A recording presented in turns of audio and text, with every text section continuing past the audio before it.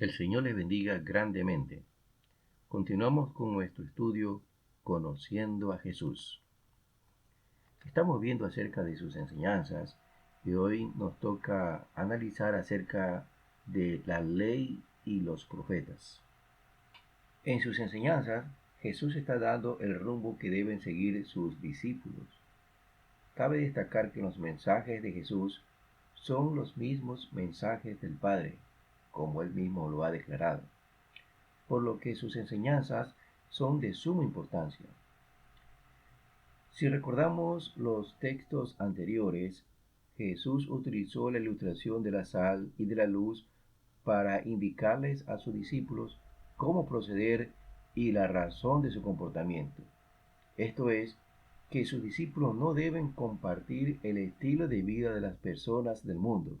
Todo lo contrario, deben ser luz para un mundo que camina a ciegas, haciendo buenas obras con el mayor objetivo que tanto los cristianos como los no cristianos demos gloria a Dios. Ante estas enseñanzas, Jesús ve la necesidad de aclarar el tema de las leyes y costumbres que tenían los judíos. Expresado en nuestro lenguaje, Él va a poner los puntos sobre las íes. Voy a leerle la porción que está en Mateo 5, desde los versículos 17 hasta el 20. Utilizaré esta vez la Reina Valera del 60. No penséis que he venido para abrogar la ley o los profetas. No he venido para abrogar, sino para cumplir. Porque de cierto os digo que hasta que pasen el cielo y la tierra, ni una jota ni una tilde pasará de la ley, hasta que todo se haya cumplido. De manera que cualquiera que quebrante uno de estos mandamientos muy pequeños, y así enseña a los hombres, muy pequeño será llamado en el reino de los cielos. Mas cualquiera que los haga y los enseñe, éste será llamado grande en el reino de los cielos. Porque os digo que si vuestra justicia no fuere mayor que la de los escribas y fariseos, no entraréis en el reino de los cielos. La venida de Jesús no fue para eliminar lo que ya estaba establecido por Dios. La ley y los profetas hace referencia a todo el Antiguo Testamento. Nosotros lo conocemos de esa manera, como el Antiguo Testamento. Pero en esa época se lo conocía como la ley y los profetas. Y Jesús no vino a eliminarlo ni a reemplazarlo, sino a cumplirlo con lo establecido en la ley y los profetas. Tan enfática es su afirmación que asegura que primero se acabaría todo el planeta antes que deje de tener validez lo establecido en la ley y los profetas. Todo lo que está establecido por la ley y lo declarado por los profetas se va a cumplir. En esto debemos ser categóricos. Todo lo que está escrito en la ley y los profetas, es decir, en el Antiguo Testamento, se ha cumplido, se está cumpliendo y lo que falta terminará en cumplirse. Debemos recordar que la ley fue dada por Dios. Si queremos hablar de religión, es necesario aclarar que la única religión que estableció Dios fue la religión de los judíos y ninguna otra. El cristianismo no es una religión nueva, es el cumplimiento de lo que Dios había establecido. El asunto es tan serio que Jesús presenta advertencias sobre este tema. La primera advertencia es que hay personas que en su condición en el reino de los cielos será muy pequeña. Podrán entrar, pero como diminutos, si se me permite este término. Personas diminutas en relación a otros.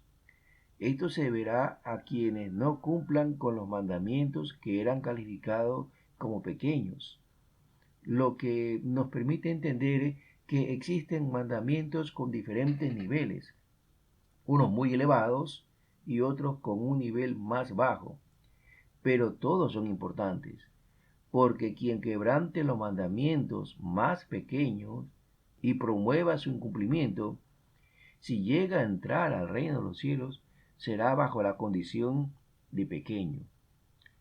Sin embargo, quien obedezca a estos mandamientos pequeños, en el reino de los cielos será grande, será considerado grande. Otra advertencia consiste en cuidarse para no ser excluido del reino de los cielos. Para ello pone como ejemplo a los escribas y fariseos, quienes ya estaban excluidos del reino, debido a su propia justicia. Ellos buscaban su propia gloria, buscaban ser admirados, ser tomados en cuenta, ser escuchados, ser elogiados por sus acciones, de tal manera que le robaban la gloria a Dios. Eran personas con buena educación, de un comportamiento socialmente aceptado, con mucho conocimiento de la ley y de los profetas, pero no buscaban honrar a Dios. Eran religiosos sin Dios. Por eso Jesús les advierte que su justicia debe superar la justicia de estos hombres que eran mirados por la sociedad. Todas estas afirmaciones deben declararse. Y gracias a Dios que Jesús sí lo hace. De lo contrario, nos perderíamos en una serie de conjeturas. Para sus aclaraciones, Jesús continúa enseñando. Voy a leerles la continuación de los textos. Versículo 21. Oíste que fue dicho a los antiguos, no matarás, y cualquiera que matare será culpable de juicio. Pero yo os digo que cualquiera que se enoje contra su hermano será culpable de juicio, y cualquiera que diga necio a su hermano será culpable ante el concilio, y cualquiera que le diga fatuo quedará expuesto al infierno de fuego. No matar es una de las leyes del decálogo que se encuentra en Éxodo 20, versículo 3 específicamente. Es parte de la ley y de los profetas, y su incumplimiento significaba culpabilidad ante el juicio que tenía que enfrentar por su crimen. Tiene mucho sentido. Quien mata es un homicida y debe ser juzgado para que responda por el crimen. La enseñanza del mandamiento de la ley no fue bien entendida. Muchos se frenaban para evitar el castigo de la culpa. Ahora Jesús va a aclarar el objetivo de la ley con la autoridad exclusiva de él. Jesús le dice a ellos, a ustedes le han enseñado esto, no matar, pero yo os digo, cualquiera, sea un sacerdote, sea un rey, un escriba, un fariseo, un judío, cualquiera que se enoje contra su hermano, es decir, contra su prójimo judío, será culpable de juicio. Esta es la misma declaración contra el que mata. El que matare será culpable de juicio, el que se enoja contra su hermano será culpable de juicio. Para Jesús es lo mismo enojarse contra su hermano que matarlo. El enojo puede ser manifestado de diferentes maneras.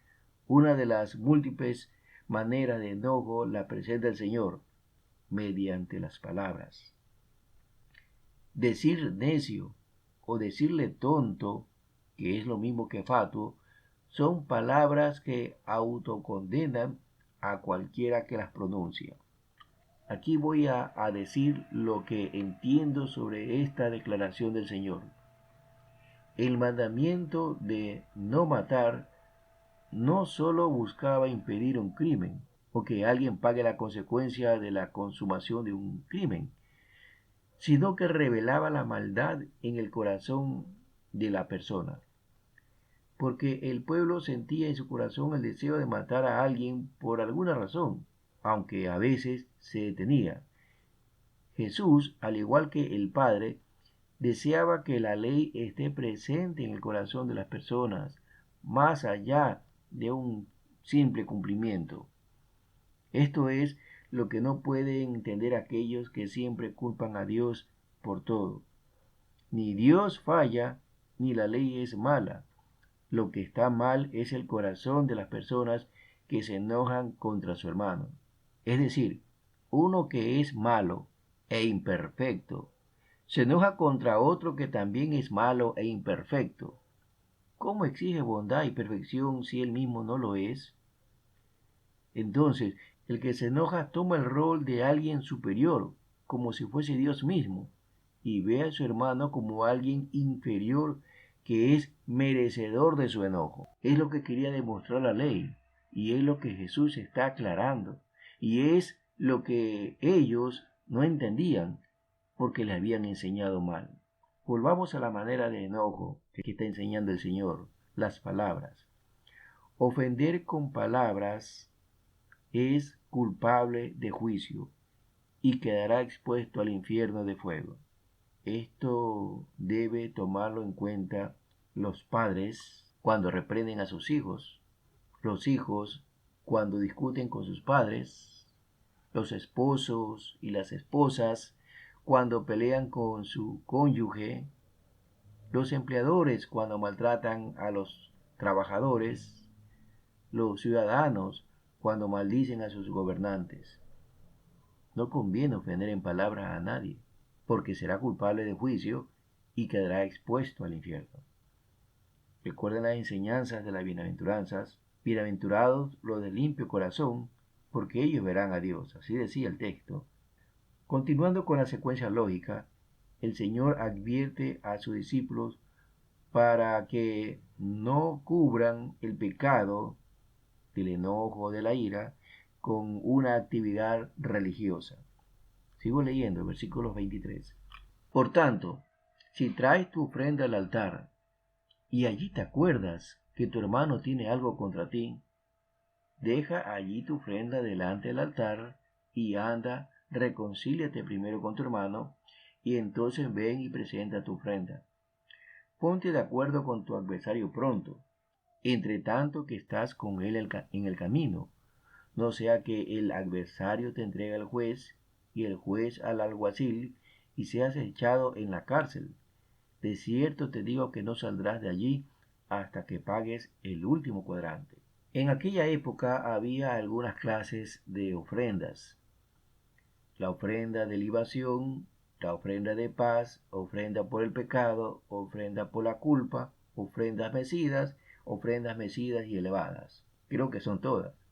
Así que si alguien había ofendido a su hermano con palabras, por ejemplo, había cometido un terrible pecado merecedor del infierno.